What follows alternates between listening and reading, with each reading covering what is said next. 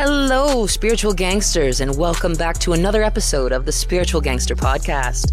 I'm your host, Amanda Pieraldi, and today we're diving into a topic that's going to shift how you think about success. Soul-aligned goal setting. Now, before you roll your eyes and think, oh great, another episode telling me to make a vision board, let me stop you there. This isn't about slapping a picture of a sports car on your wall and manifesting it by sheer willpower. This is about tuning in to what your soul actually wants.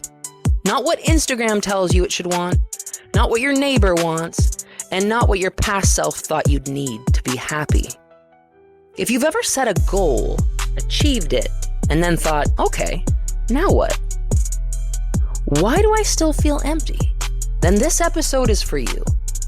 A soul-aligned goal is a goal that lights you up from the inside out.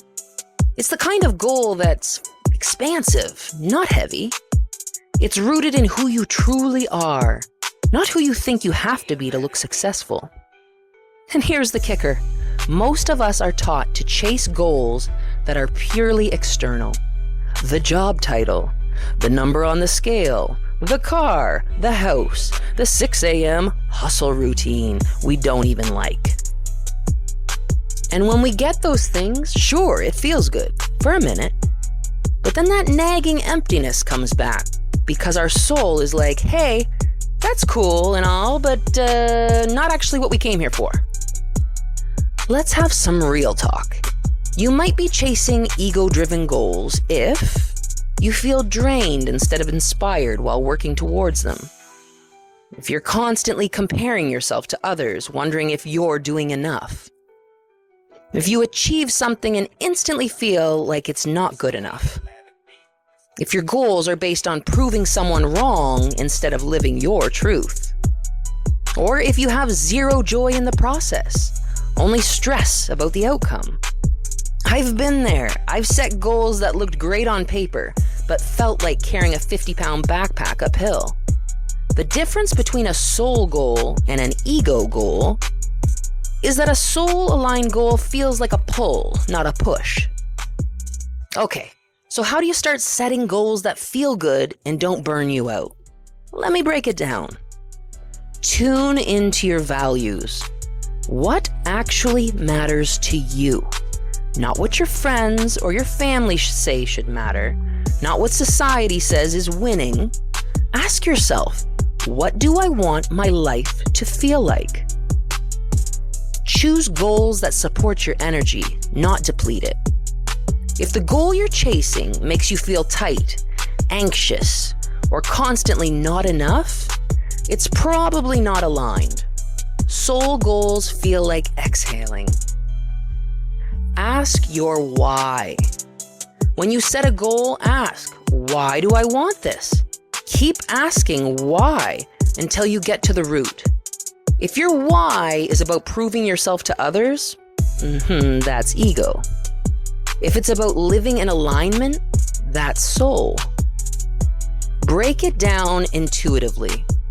Instead of forcing strict timelines, create intentions and inspired actions. Soul-aligned goals don't need to be rigid. They can grow with you. Real talk. Ego goals versus soul goals. Let's get real for a second. How many times have you set a goal just because it looked good on paper? You know, the kind of goal that sounds impressive when you tell people, but deep down you feel like, I don't even want this. Example of an ego goal. I'm going to run a marathon because it will make me look like I'm dedicated and hardcore. But if you hate running, every training session will feel like a punishment. That's not a soul goal, that's your ego talking. Example of a soul goal. I want to move my body every day in a way that feels joyful and strong. Notice the difference? One is about providing something to the world. The other is about honoring your energy and what lights you up. I once set a goal to wake up at 5 a.m. every day because I saw all those morning miracle routines telling me that that's what successful people do. Now I'm already kind of a morning person. I do love starting the day before the world gets noisy. But 5 a.m.? That was pushing it. I ended up sitting there with my coffee at like 5:10 a.m. like, okay, now what? I feel like I'm awake before the sun even wants to be. It kind of felt forced. Instead of feeling productive, I just felt tired and cranky by lunch. When I shifted my goal to simply having intentional mornings that feel good to me, where I can take my time with gratitude, movement, and a slow start, I was actually more energized and productive than when I was forcing myself to be part of the 5 a.m. club. That's the beauty of soul alignment. It's about what works for you. Here's some more quick examples. An ego goal would be, I need to lose 10 pounds so I can look good at this event. A soul goal would be, I want to feel confident, healthy, and strong in my body. An ego goal might be, I want a big promotion so I can impress people. A soul goal might be, I want to do work that lights me up and allows me to grow. An ego goal could be, I'll hit 10,000 followers on social media no matter what. A soul goal might say, I want to create content that truly resonates and builds real connections.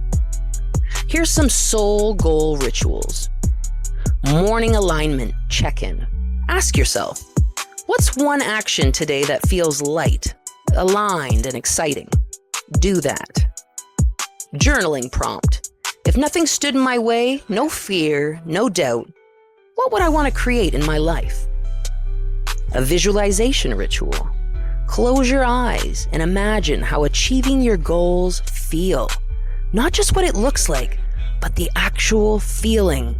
That feeling is your compass. End of week reflection. Ask, did my actions this week feel true to me? Or did I force things that didn't feel right?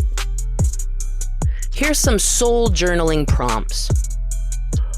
What would I want if no one was watching or keeping score? When in my life have I felt most alive, aligned, and free? Which current goals feel heavy or forced, and why am I holding on to them? And if I trusted myself completely, what's the first small step I would take towards the life that I want? And lastly, what would my highest, most soul-aligned self be proud of me for pursuing this year? Okay, here is a closing affirmation for you. I trust my inner compass. I set goals that feel expansive, joyful, and aligned with my highest self. I am worthy of creating a life that lights me up. Well, thank you so much for joining me for episode 24 of the Spiritual Gangster Podcast. If this episode inspired you to rethink your goals, share it with someone who's ready to move from the hustle mode to soul mode. And as always, hit subscribe so you don't miss next week's episode. Until next time, stay soulful, stay strong, and keep shining like the spiritual gangster that you are.